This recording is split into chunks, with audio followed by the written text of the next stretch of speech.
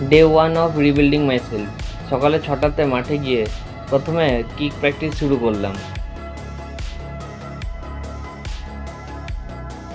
তারপর করলাম pad kick. যদিও আগের মতো হচ্ছে না, কিন্তু না থেমে চেষ্টা করাটা ভালো, কারণ থেমে থাকলে এগিয়ে যাওয়া যাবে না।